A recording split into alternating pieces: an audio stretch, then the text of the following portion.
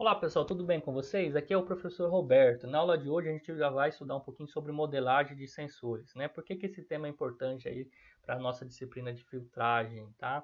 A gente viu nas aulas anteriores aí sobre o filtro de Bayes e vimos que temos uma fase de predição e uma fase de atualização, né? A fase de predição está relacionada ao modelo dinâmico, né, do nosso sistema.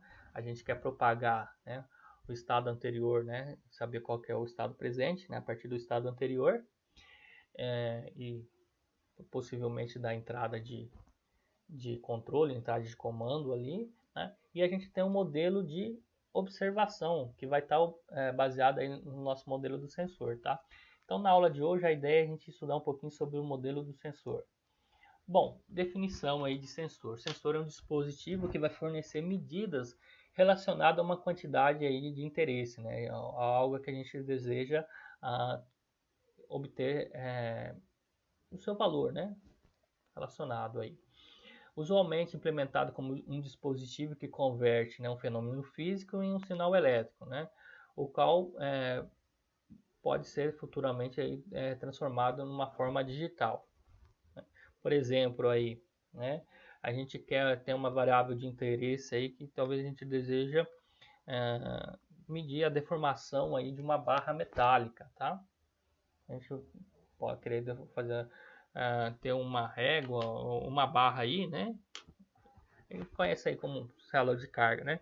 Onde a gente pode estar prendendo essa célula de carga algum sensor aí para medir força, tá? Ou a gente pode querer medir a deformação aí de uma construção civil, né? Algum, alguma estrutura aí, né? Que depois vai estar sobre com algum peso, a gente quer medir a deformação, tá? Como que a gente mede deformação? Geralmente utiliza um strain gauge, né?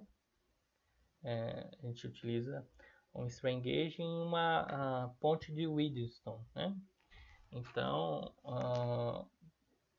na ponte aí, quando a ponte fica desequilibrada, né, ela vai gerar uma diferença de potencial, que depois geralmente a gente utiliza um amplificador operacional aí de instrumentação, né, para levar aquela diferença de potencial para um nível que a gente consegue já medir, tá? E consequentemente, como trabalhamos hoje em dia aí, né, de forma digital, utilizando computadores aí e controladores, etc. A gente utiliza algum conversor analógico digital aí que vai ter uma quantidade de bits, né, que vai dar qual que é a resolução de medida aí do range aí que foi projetado, né, para atuar o strain gauge, tá? Então a gente pode medir variáveis, né, diretamente ou indiretamente. Quero medir a deformação. Excelente, né? A medida direta. Quero medir a força.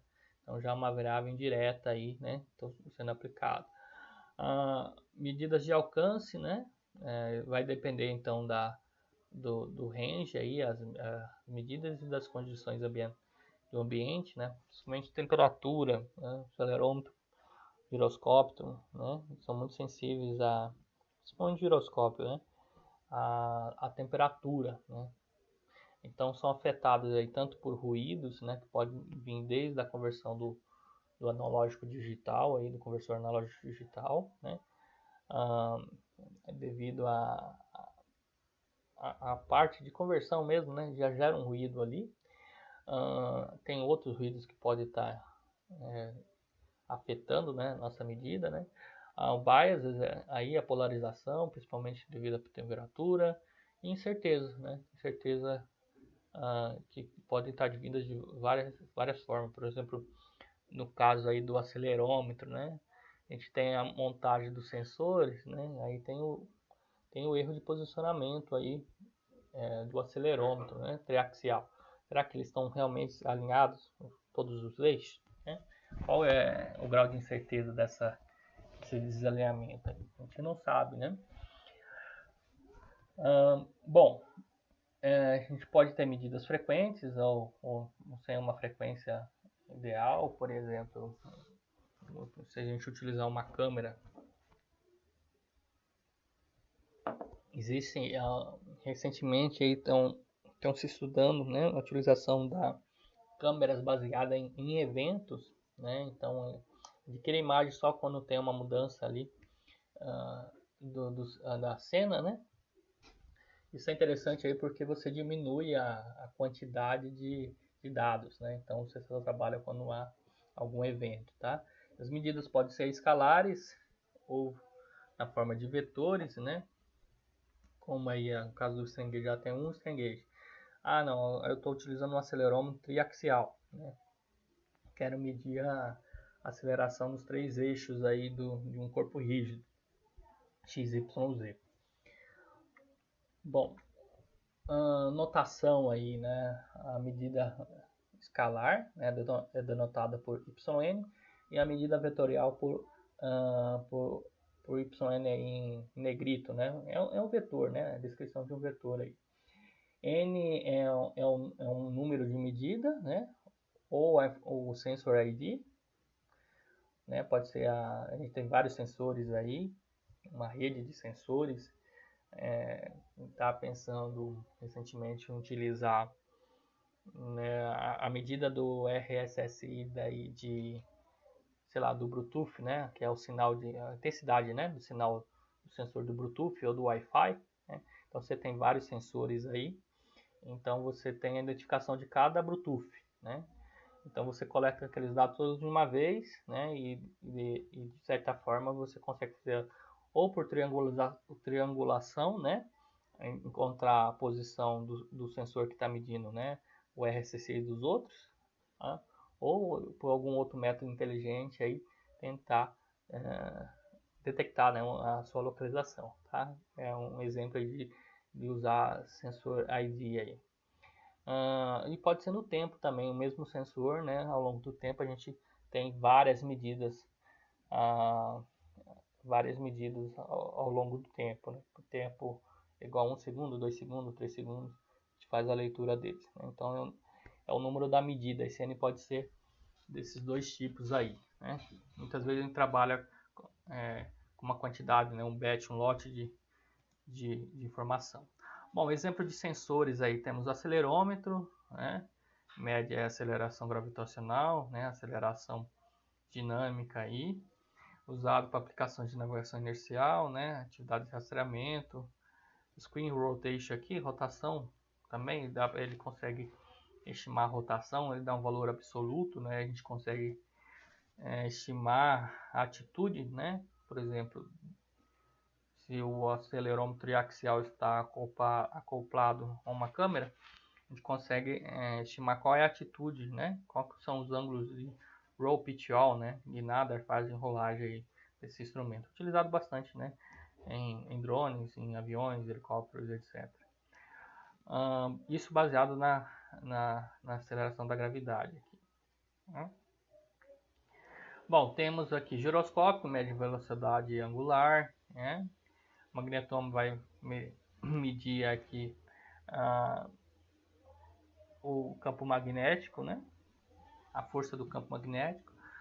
Temos sensores aqui que vão medir distância, né? Radar, LiDAR, o ultrassom, né? Temos a câmera que captura, né, a cena visual, né?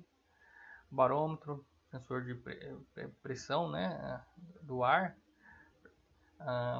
É bem utilizado aí para a gente medir a altitude, né? Mais uma referência de altitude aí. Temos o GNSS, né? Que é mais famoso aí, o GPS, né? O Galileu, acho que tem o GLONASS. O Galileu recentemente aí parece que é um sistema que está sendo desenvolvido pela Europa aí de localização, tá? Strain gauge, né? Que vai medir a deformação, ok? Bom, modelo. Definição aí descreve como a variável de interesse é observada pelo sensor, né, numa forma sistemática, né? Pode ser bem simples ou complexo, né?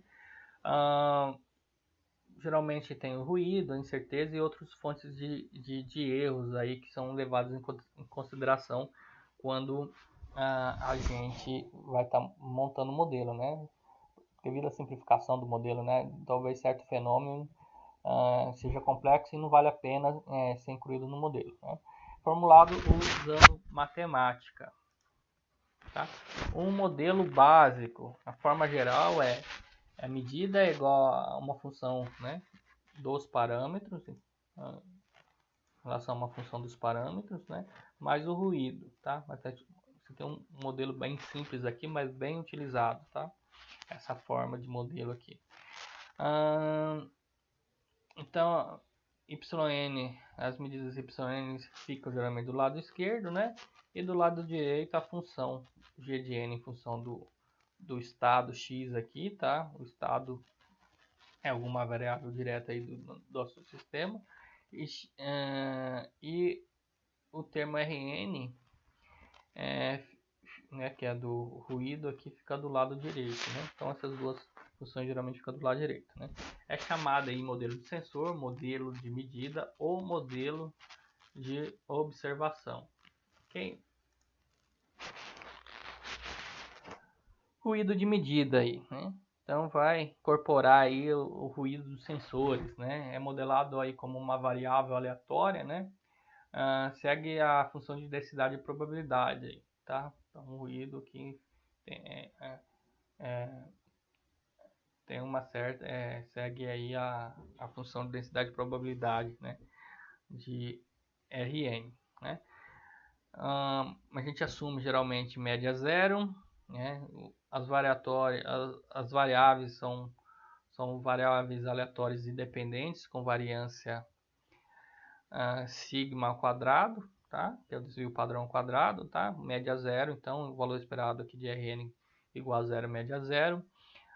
Aqui a variância então vai ser sigma ao quadrado r, né? Lembrando que esse termo vai ficar igual a zero, então praticamente vai ser o desvio ao quadrado aqui, a variância.